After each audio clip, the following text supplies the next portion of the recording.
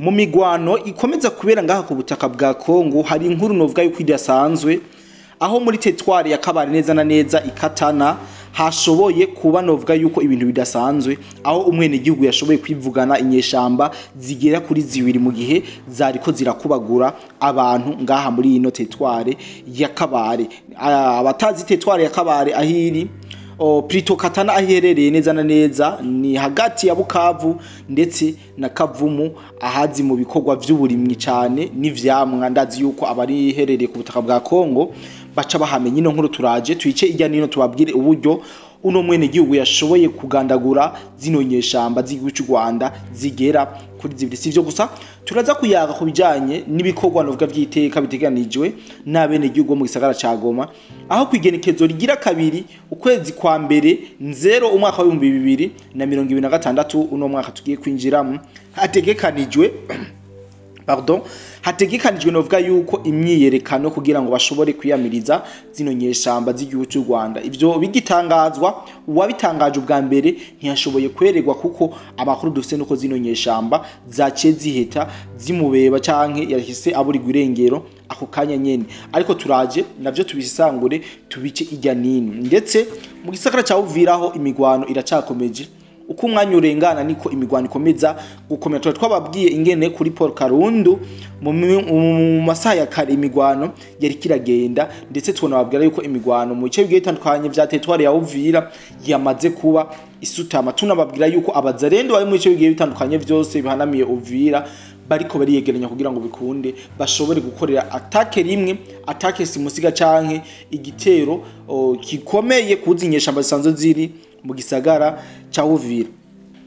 Ariko imbere yuko twinjira muri ayo makuru yose idonido manze ntangure ndabifuriza Noheli nziza ndetse n'ubunane. Ndanaramutse cyane mwebwe mwese mudukurikirana mwaduhisemo, yaba bari ngaha mu gihugu cyacu ciza cy'u Burundi, abari mu Rwanda, abari muri Tanzania, abari muri Kenya, abari Uganda, abari Mozambique, abari South Africa, abari muri Zambia, eka Afrika yose muherereye, tutibagiye kandi abari Burayi, abari muri Amerika, abari muri Aziya, mwiriwe canke mwaramutse bivanye n'amasaha muri ko muradukurikirana.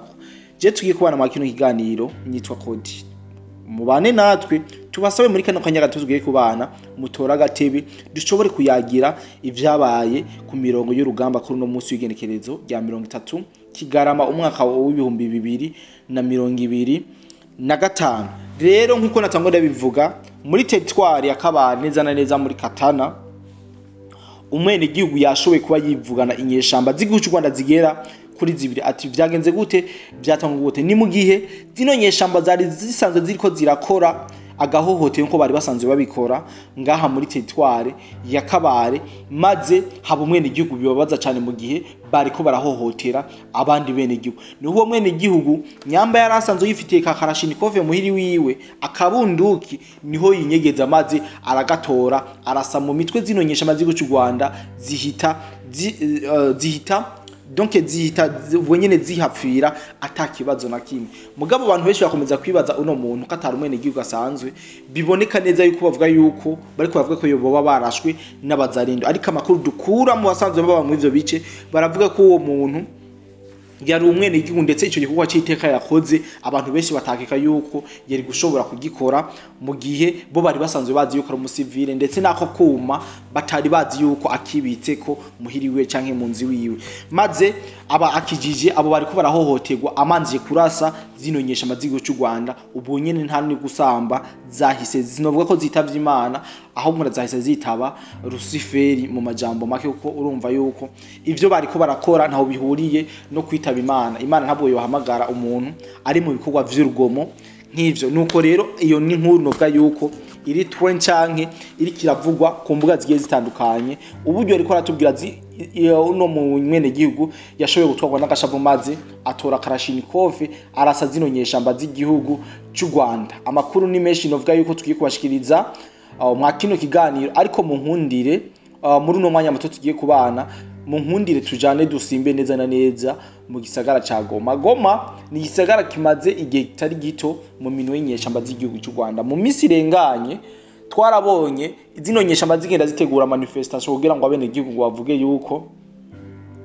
badakeneye yuko zino nyeshamba zova ngaha kuri bino bice zafashe. Ndazi yuko abo twagiye tubana ibi bagiye babironka mu bambere, ariko kwigenekerezo rigira 2/0 umwaka tugiye kuja mu mushasha w'ibihumbi 2026 hategekanijwe imyiyerekano novuga ko idasanzwe kubene igihugu basanzwe biyamiriza canke batayoboka zino nyeshamba z'igihugu cy'u Rwanda. Ndetse iyo myiyerekano izoba neza na neza mu gisagara ca Goma, aho batumirira bene igihugu bose badashima canke batumva ino migambi y'izinyeshamba kuza mu barabara kugira ngo bashobore kwiyamiriza zino nyeshamba ku butaka bwa Kongo. Ndetse uwabivuze ubwa mbere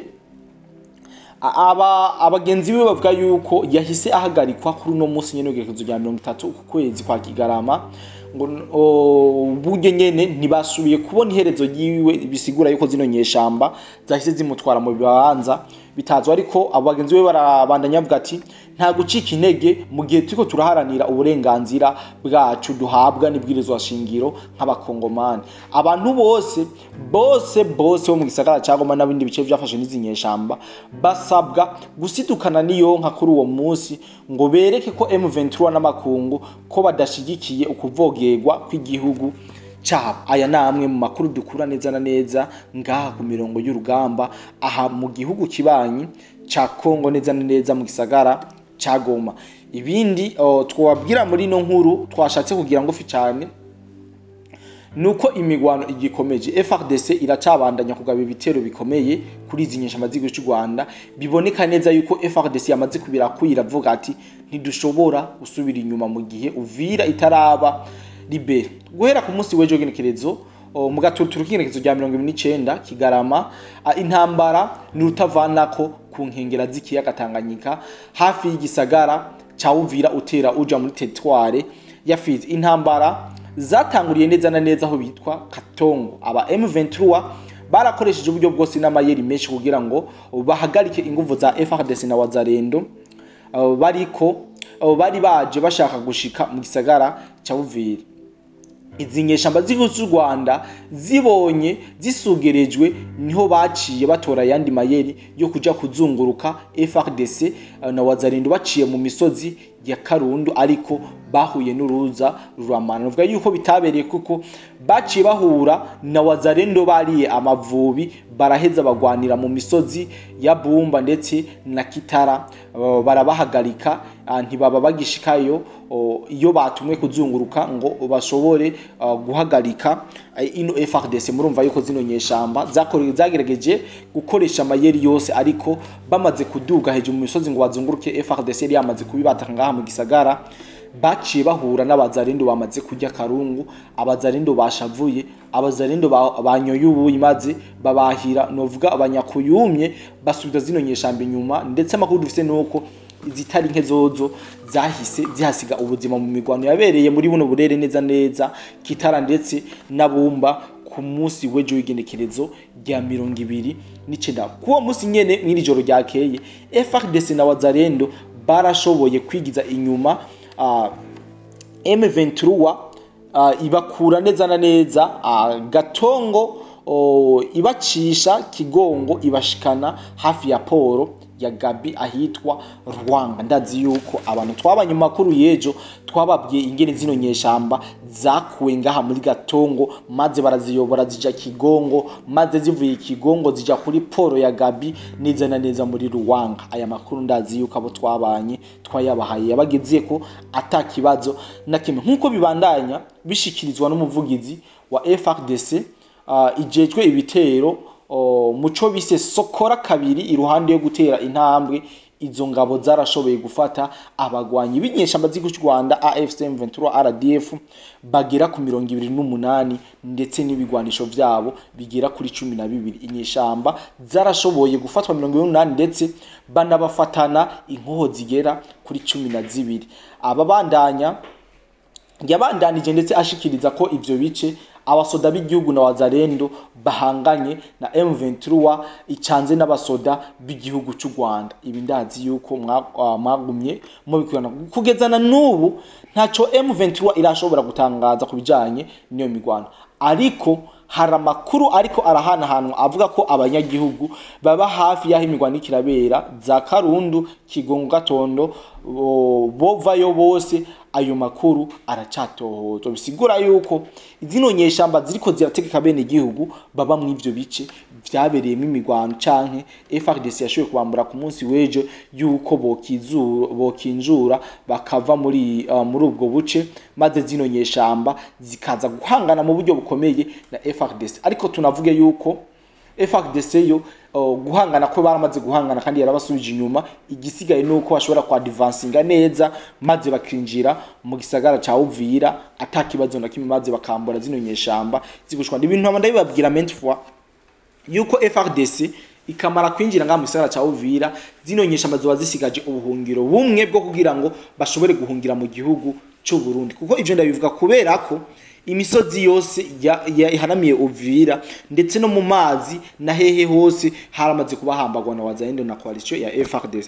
Rero AFC M23 izo bifise guhungira mu gihugu cyo Burundi honyene, nta handi handi izo bifise amahungiro. Iyi niyo nkuru novuga yuko nagomba kubasangiza kuno mugoroba. Comme conclusion nuko muri Goma kugenda tujya kabiri hadikanije imyiyerekano yo kwiyamiriza zino nyishamba z'igihugu cy'u Rwanda kuva ku butaka kusezerera ubutaka bw'abakongomani. Iyi niyo nkuru iri muri zimwe na nabateguriye, ndetse ndanababwira uburyo umwene gihugu wo muri territoire wo hariya Katana yashoboye kuba yivugana inyeshamba zigera kuri zibiri z'igihugu cy'u Rwanda mu buryo budasobanutse. Ndazi yuko ino nkuru twabandanije tuyibaha. Muri make inkuru nagomba kubashikiriza, reka dufatizo kumbure turashakomeza kubatohoreza ibiri ku mirongo y'urugamba. Ni tumenye ibindi turaza gufata micro cyangwa microphone kugira ngo dushobore kugaruka tubahe ibindi biriko biravugwa neza na neza mu bice bigiye bitandukanye vya leta hano ntwara rusange ya Kongo. Bye bye.